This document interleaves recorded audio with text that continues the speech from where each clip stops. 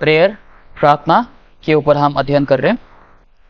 तो वही हम विषय को आज भी देखने वाले हैं। पिछले हफ्ते को हमने एक पॉइंट्स के ऊपर गौर किए थे कि हम जब प्रार्थना करते हैं हमारी जो आनंद है वो पूरी हो जाती है। ठीक है, हमारा जो जॉय है वो हम देखते हैं कि कैसे हमारा आनंद परमेश्वर में पूरी होती है, उसको हमने देखा।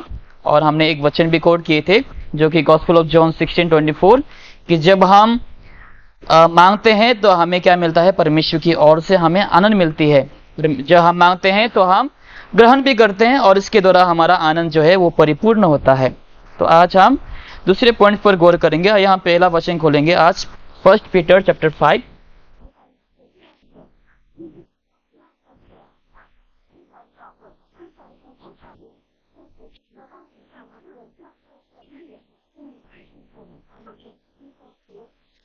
पहला पत्रुस अध्याय 5 वचन 7 में हम गौर करेंगे। और जो गवाही देता है वह आज्ञा है, क्योंकि पहला पत्रुस 5 का 7। हाँ, अपनी सारी चिंता उसी पर डाल दो, क्योंकि तुम्हारे ज्ञान है। हाँ, ठीक है। हम हर किसी के पास क्या है, कुछ ना कुछ विषय को लेकर चिंता रहता है, चिंतित रहते हैं हम। चाहे हमारे पास जितना भी धन दौलत रहे, जितना भी सब चीजें रह लें, उसके बावजूद भी कुछ ना कुछ चीजों में हम कमी रह जाते हैं और उस विषय को लेकर हम काफी सारे समय चिंतित रहते हैं।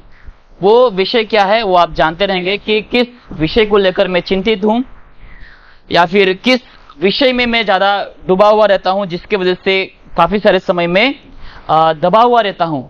लेकिन प्रभु यीशु मसीह हमारे बारे में क्या करता है, वो परवाह करता है, वो चिंतित, ठीक है, वो हमारा परवाह करता है, वो हमारा चिंता करता है।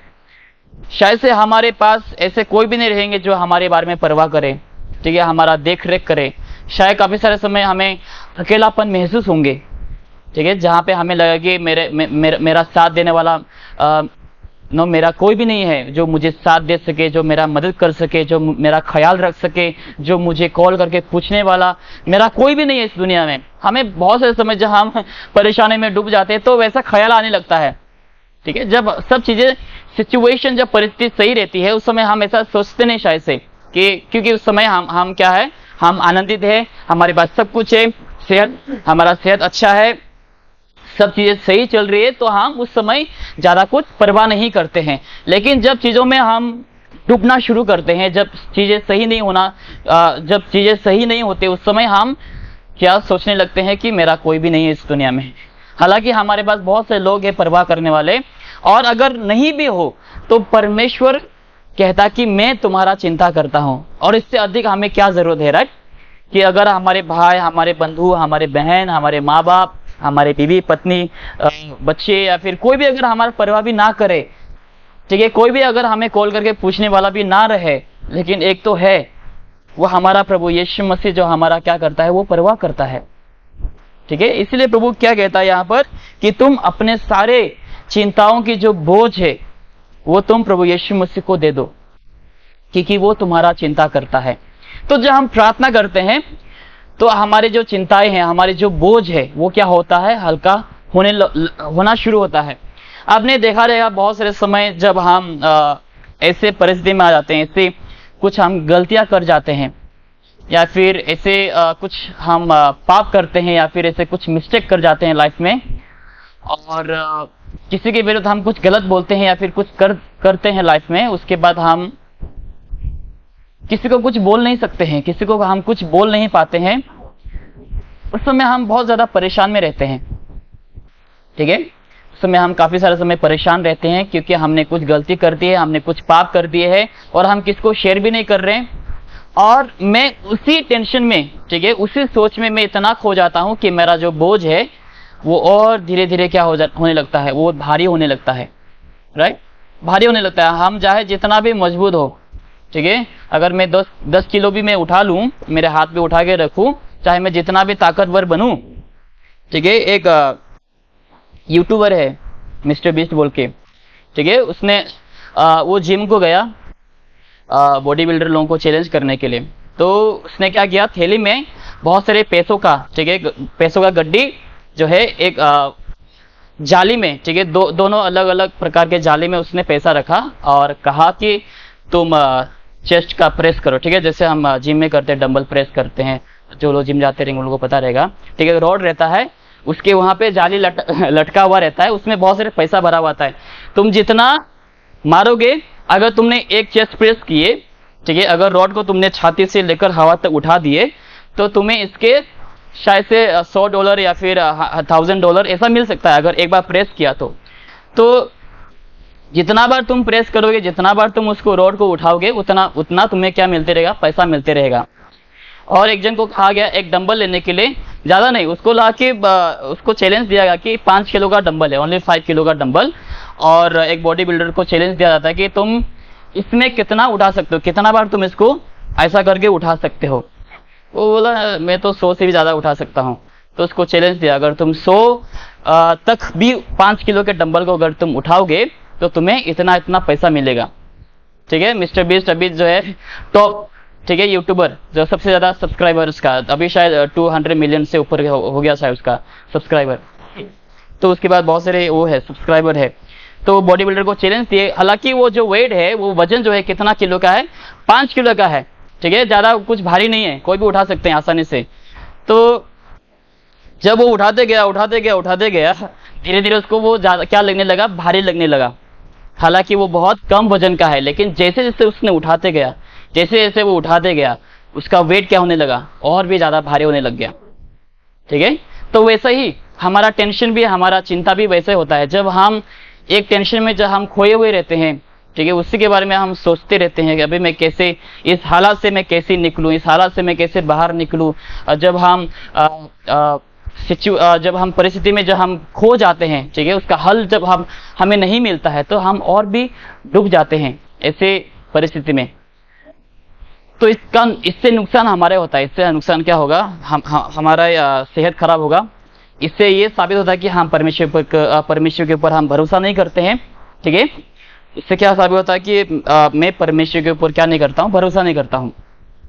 आप अभी सोचें, जब कोई भी आप ऐसे परिस्थिति में होते हैं, जब आप किसी के साथ अपना बर्डन को, अपना बोझ को जब आप शेयर करते हैं, आपको क्या होगा, उस समय क्या फील होगा, आप लाइट फील करेंगे, राइट, हल्का महसूस होगा आपको। हाँ चलो, ऐसा लग रहा है कि मैंने अपने शरीर से 5 किलो वजन उतार दिए हैं, ऐसा लग रहा है कि मैंने अपने शरीर से 10 किलो वजन मैंने उतार दिए हैं।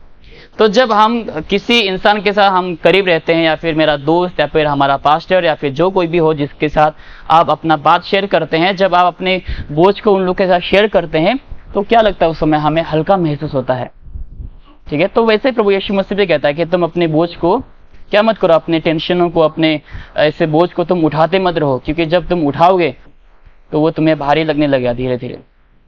इससे अच्छा तुम क्या करो, तुम अपने बोझ को, अपने टेंशन को तुम प्रभु यीशु मसीह में डाल दो, क्योंकि वो उठाएगा।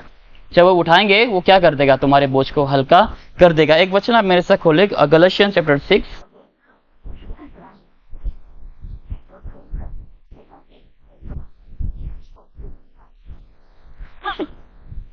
गलातियन चैप्टर 6 वचन 1 में हम देखेंगे।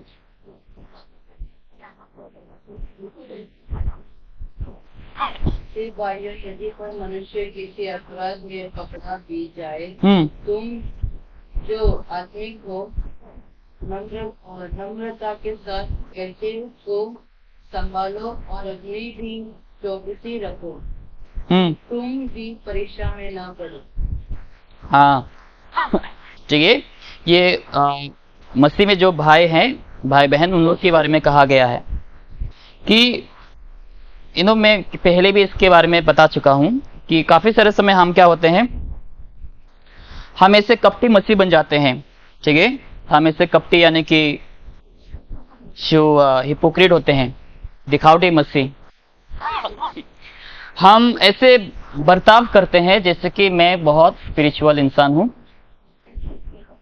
और हमें काफी सारे समय मजा आता है दूसरों को दबाने के लिए, दूसरों को बदनाम करने के लिए, ठीक है, दूसरों का मजाक उड़ाने के लिए हमें क्या लगता है, काफी सारे समय अच्छा लगता है, मजा आता है। दूसरों को डुबाने में, दूसरों को दबाने में, दूसरों को परेशान करने में, दूसरों की गलतियों को और 2 गुना करने में क्या आता है, हमें बहुत मजा आता है।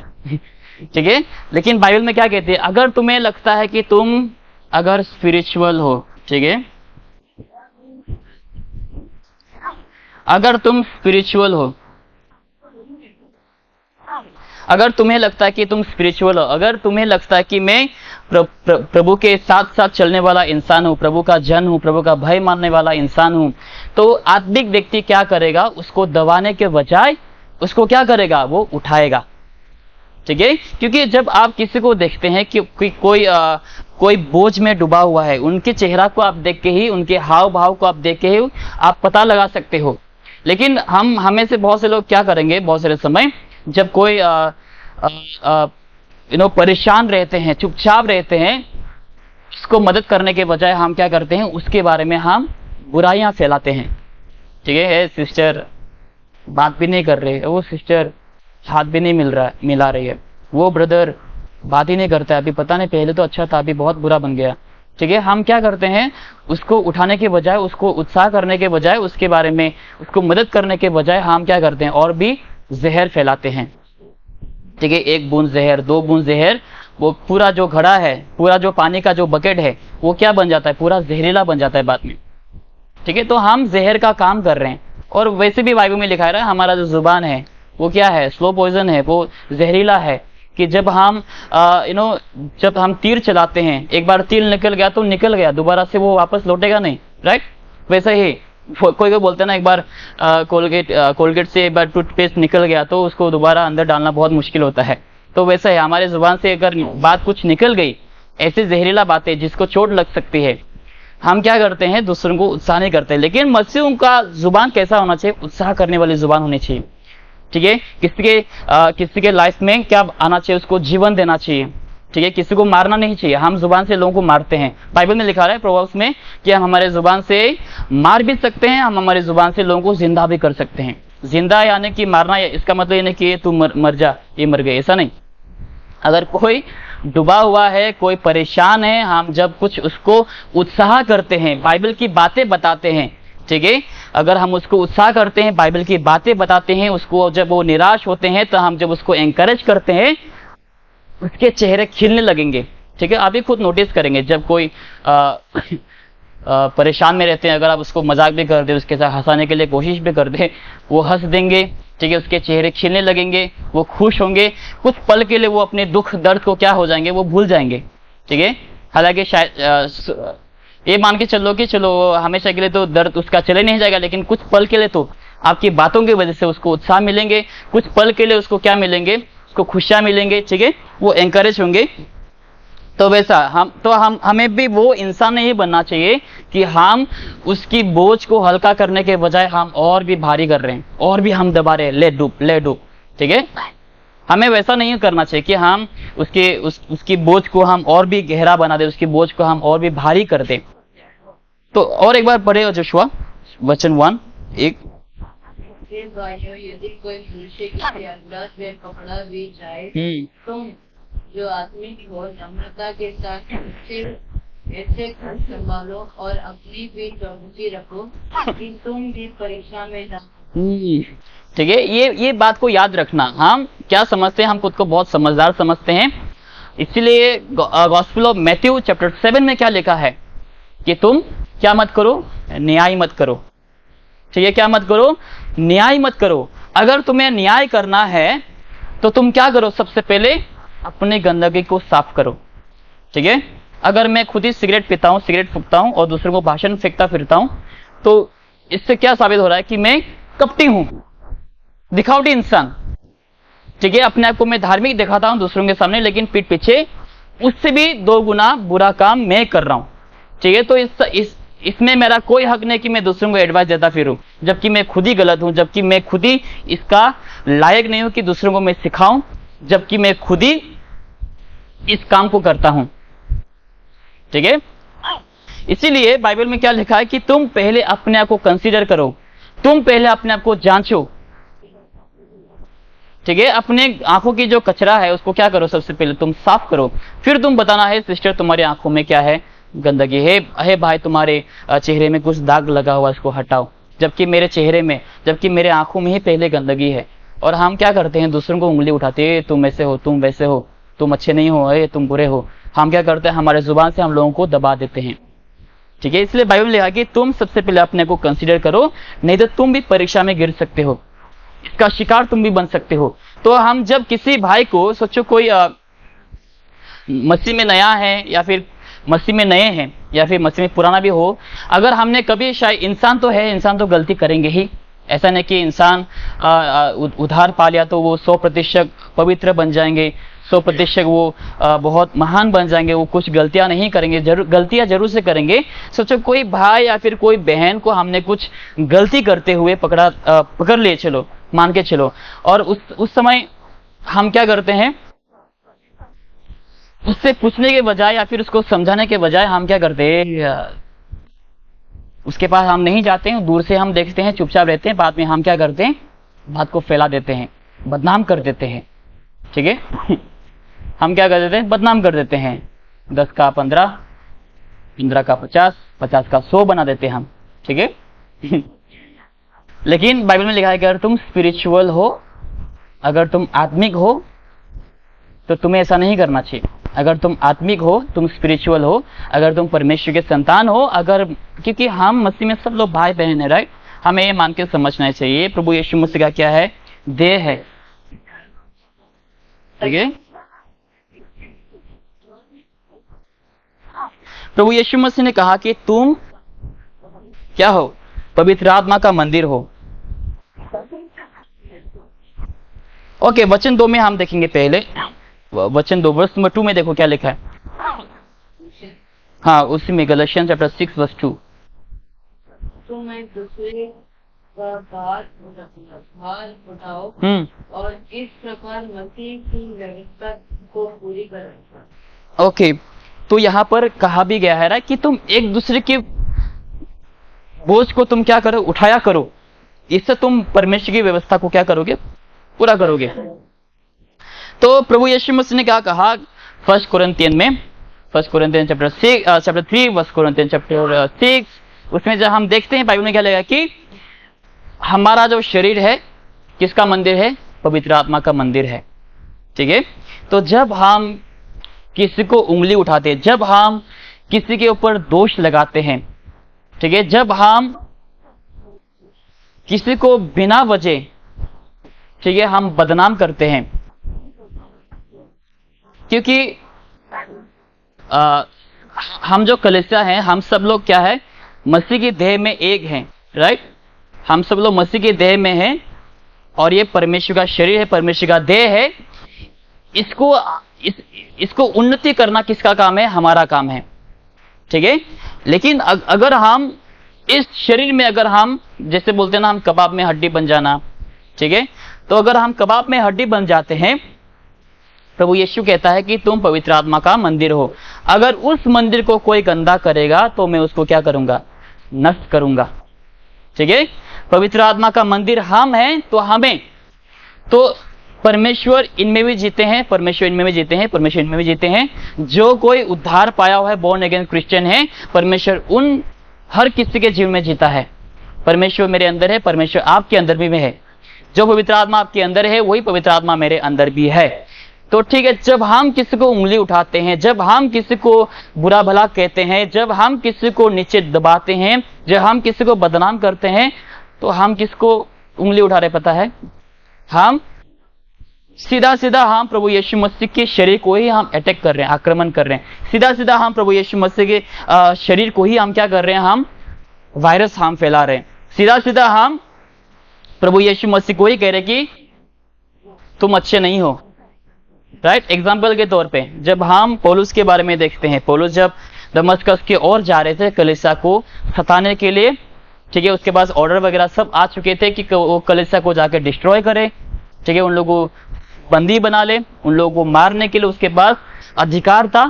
तो वो जब रास्ते में जा रहे थे, क्या हुआ, उसको यीशु मसीह से मुलाकात हुआ, और उस समय यीशु मसीह ने क्या कहा पौलुस से कि तुम मुझे क्यों सता रहे हो।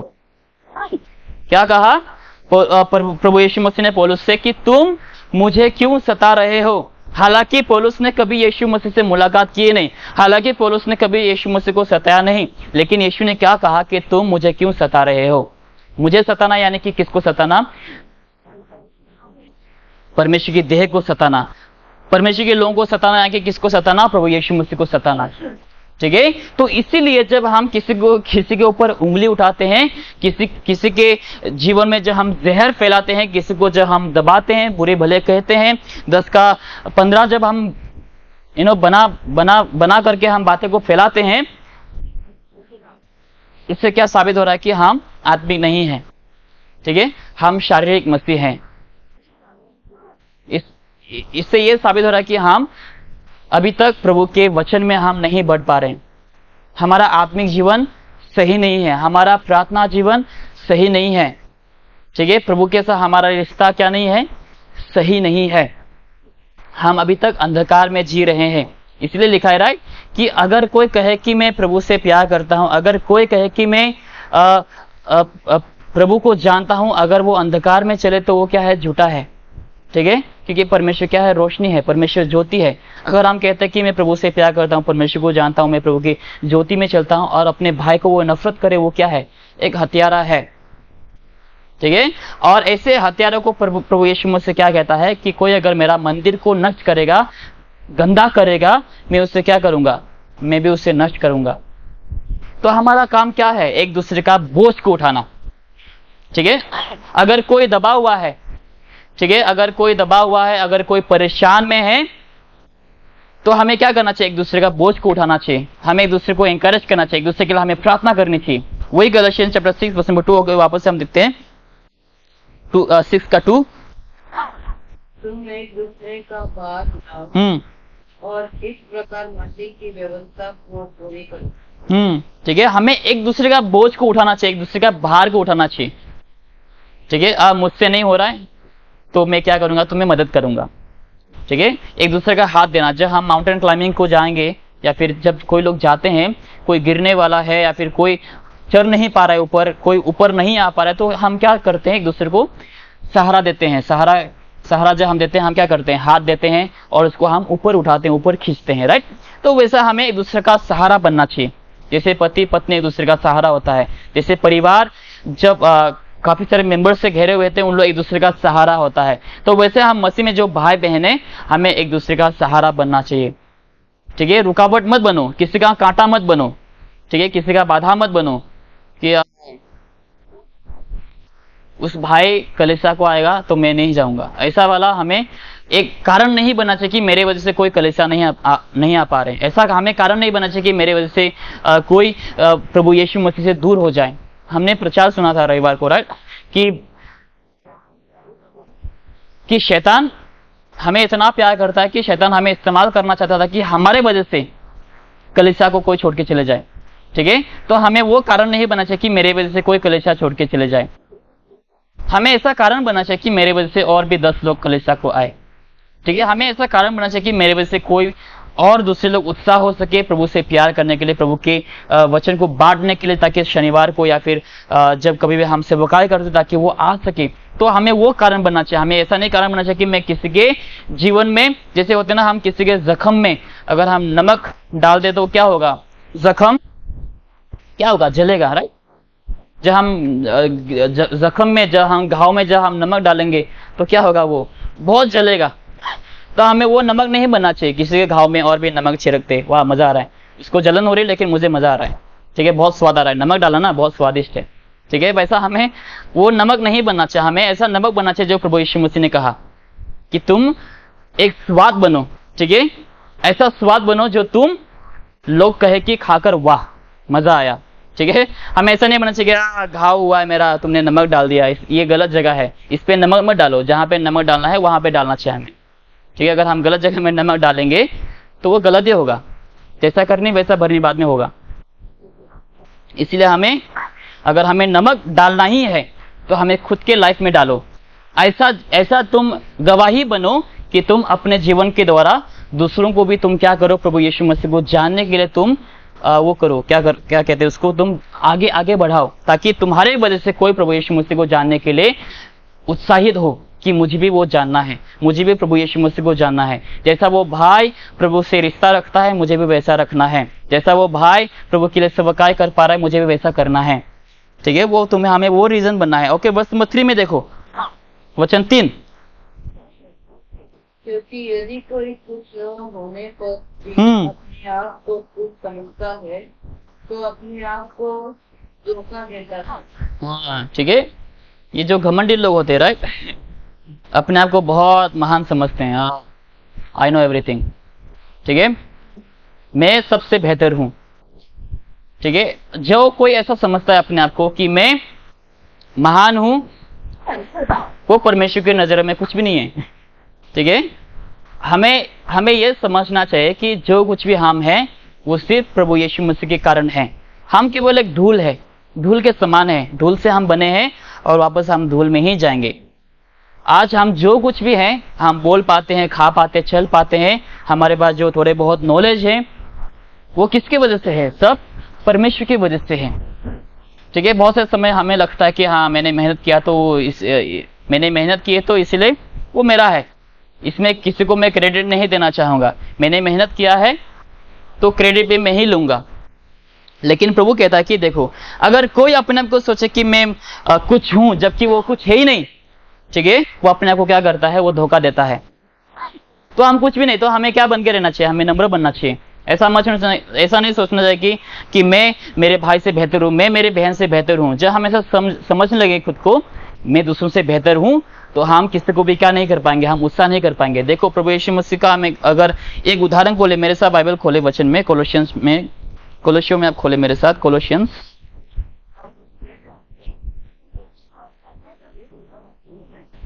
चैप्टर 2 में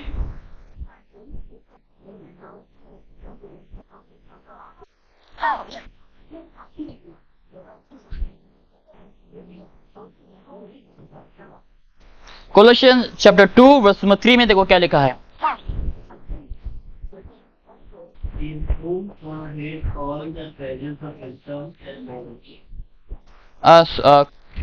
फिलिपियंस चैप्टर 2 वर्स 3, फिलिपियों का अध्याय 2 वचन 3।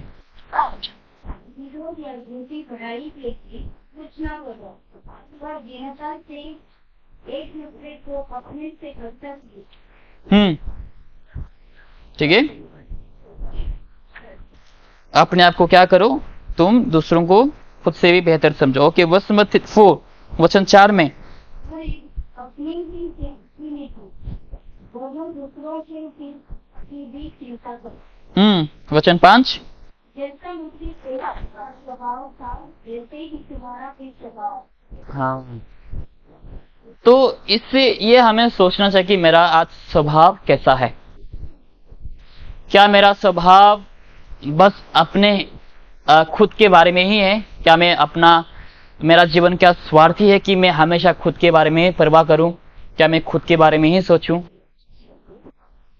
ठीक है, जैसे अगर मैं बाइबल पढ़ूंगा तो मैं सारा नॉलेज मैं अपने ही दिमाग में ही मैं बस इकट्ठा करूंगा, दूसरों के साथ कुछ शेयर नहीं करूंगा, स्वार्थी। ठीक है, मेरा इस जगह में जाके मेरा फायदा हुआ है तो मैं अकेला ही जाऊंगा, मैं किसी को कुछ बताऊंगा नहीं। उन लोगों का कुछ नहीं होना चाहिए, उन लोगों का फायदा नहीं होना चाहिए, मेरा ही बस फायदा हो। ठीक है, तो हमें वैसा स्वार्थी नहीं बनना चाहिए। हमें एक दूसरे के बारे में हमें सोचना चाहिए, क्योंकि हम इस शरीर के क्या है, सब हर कोई मेंबर है। ठीक है, हम हर कोई मेंबर है। कोई सिर है, कोई कान है, कोई आंख है, कोई हाथ है, कोई पांव है। ठीक है, हर किसी का अपना अपना खुद का क्या है, रिस्पॉन्सिबिलिटी है। और हमारा काम इस देह को क्या करना है? मजबूत करना, ना कि घटाना, ना कि इसको बर्बाद करना। ठीक है, तो जैसे प्रभु यीशु मसीह ने भी अपना परवाह ना करते हुए उसने स्वर्ग के सिंहासन को छोड़कर इस संसार में आया, इस जगत में आया हमारे लिए। उसने अपने बारे में नहीं सोचा, लेकिन हमारे बारे में सोचा, हमारे उद्धार के बारे में सोचा, ताकि हमारा उद्धार हो, ताकि हमारा फायदा हो, ताकि हमारा लाभ हो, ताकि हमें नर्क से छुटकारा मिले। किसके बारे में सोचा प्रभु यीशु मसीह ने? हमारे बारे में सोचा, खुद के बारे में नहीं सोचा। तो वही यहां पर भी फिलिपियों 2:4-5 में कहा गया है कि let this mind be in you which was also in Christ Jesus. जो मसीह में वैसा स्वभाव था, ताकि वैसा ही स्वभाव तुम में भी हो, कि तुम दूसरों का क्या बनो, एक सहारा बनो। ठीक है, हमें एक दूसरे का सहारा बनना चाहिए। अगर सोचो कि तुम्हारा कोई सहारा नहीं बना, तो हमें टेंशन लेने की जरूरत भी नहीं कि मेरा कोई परवाह नहीं करता, मेरा मुझे कोई प्यार नहीं करता, मुझे कोई पूछता भी नहीं कि तुम कैसे हो। ठीक है, मुझे कोई कि मेरे साथ एक वचन आप खोले भजन संगीत में, हम सब लोग जानते रहेंगे दाऊद के बारे में। जब उनका ही ससुर, जब उनका ही अपना खुद का बेटा उनके जान के पीछे लगा रहा था, ठीक है, जब उसको उत्साह करने के लिए उसके पास उसके साथ में कोई भी नहीं था, तो देखेंगे दाऊद क्या कहता है यहाँ पर। भजन संगीत कहाँ गया? भजन संगीत, हाँ,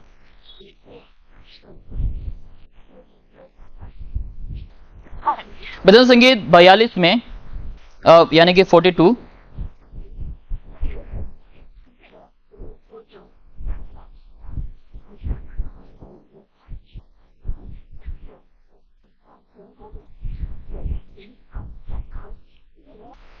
का 5 में देखो,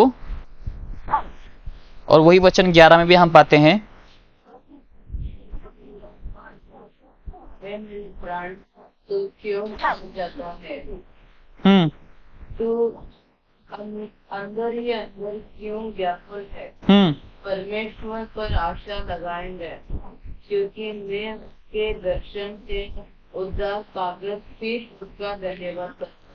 11 वचन में देखो, है मेरे प्राण तो क्यों गिरा जाता है, तो अंदर ही अंदर क्यों व्याकुल है, परमेश्वर पर भरोसा रख, क्योंकि वह मेरा मुख की चमक और मेरा परमेश्वर है। ओके, मैं फिर उसका धन्यवाद करता हूँ। और वही वचन को आप देखें अगला अध्याय में, वचन 43 का वचन 5 में देखो क्या लिखा है। चैप्टर 43 वचन 5, मेरे प्राण तो क्यों गिरा जाता है, तो अंदर ही अंदर क्यों व्याकुल है, परमेश्वर पर भरोसा रख, क्योंकि वह मेरे मुख की ताकत और मेरा परमेश्वर है, मैं फिर उसका धन्यवाद करूं। ये दाऊद की एक दुहाई है।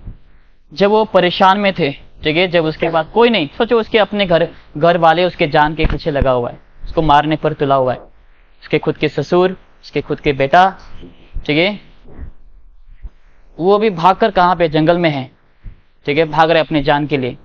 अभी कोई नहीं उसके पास, ना उसके सेनापति, ना उसके सिपाही, ना उसके दोस्त, कोई भी नहीं उसके साथ, वो अकेला है, जंगल में भटका हुआ है।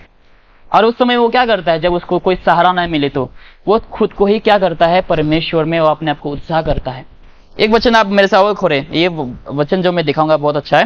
पहला शमूएल में, 1 शमूएल चैप्टर 30,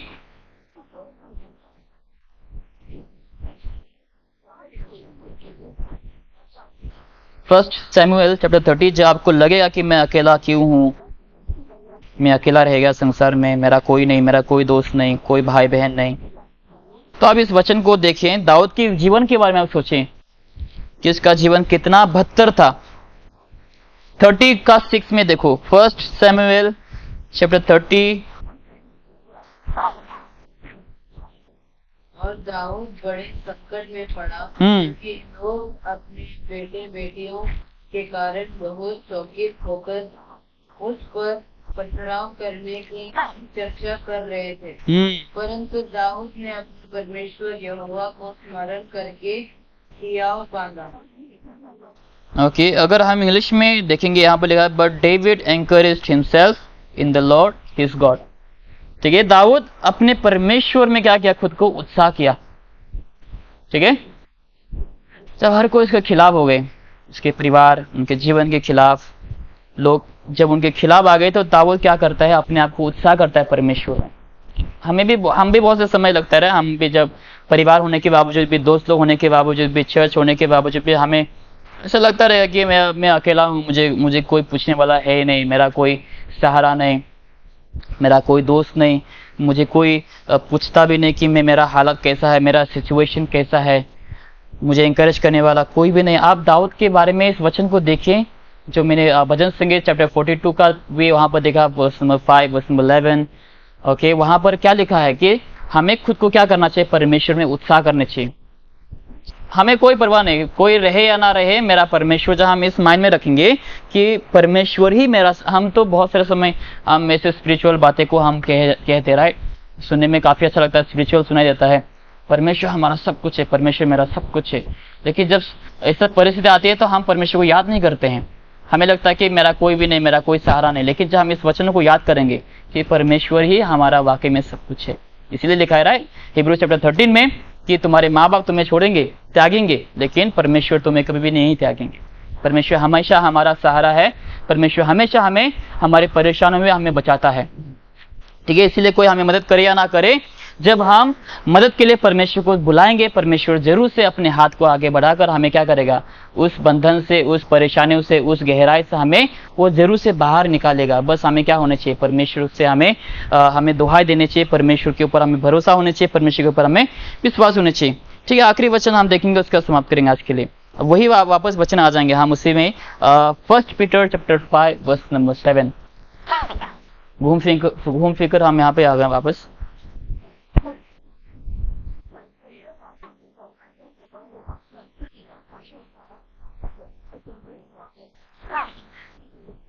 यस,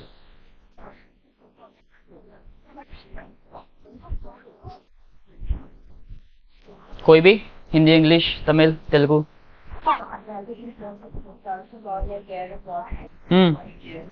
हाँ, यहाँ पर क्या लिखा, तुम्हारे हर सब चिंताओं को, ठीक है, हर चिंताओं को, सब चिंताओं को तुम क्या करो, परमेश्वर को डाल दो।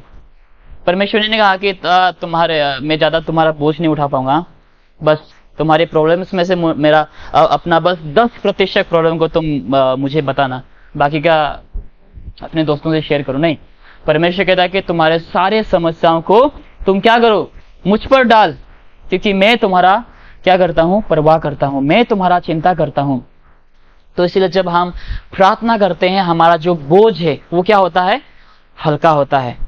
ठीक है, तो पहला जो हमने पॉइंट्स देखे थे, जब हम प्रार्थना करते हैं हमारा आनंद पूरी हो जाती है।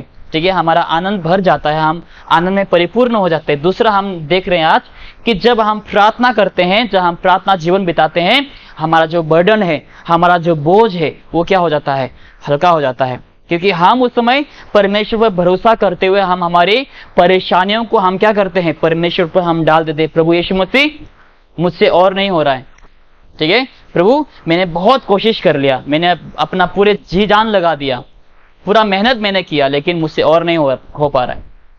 अभी तू ही मेरा एक सहारा है, परमेश्वर आप ही मेरा एक सहारा हो, मेरे बोझ को उठा लो। ठीक है, जबकि ये तो हमारा आदत ही है परमेश्वर को लास्ट में रखना, राइट।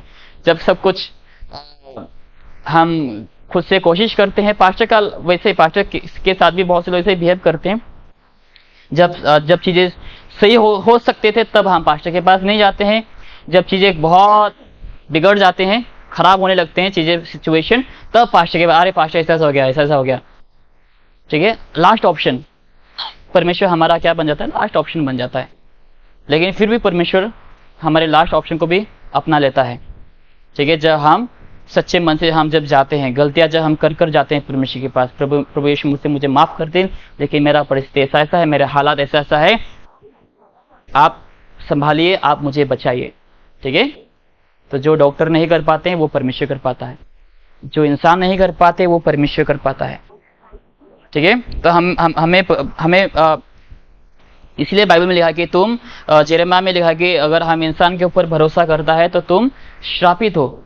ठीक है, भरोसा यानी कि परमेश्वर ये कहने के लिए कोशिश कर रहा है कि सबसे पहला स्थान, सबसे पहला भरोसा हमें यहोवा परमेश्वर, हमारे प्रभु यीशु मसीह के ऊपर हमें रखना चाहिए।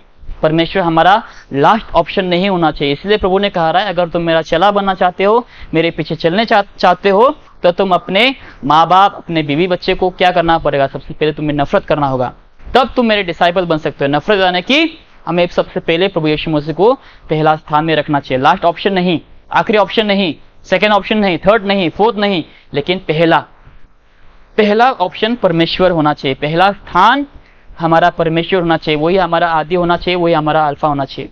ठीक है, वही आदि वही अंत होने चाहिए।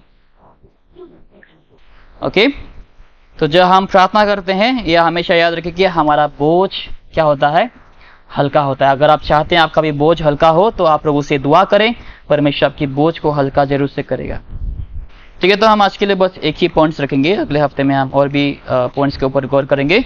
तो इसके द्वारा परमेश्वर हम प्रतिदिन को आशीष करें। तो आइए हम इस समय प्रार्थना करते हैं।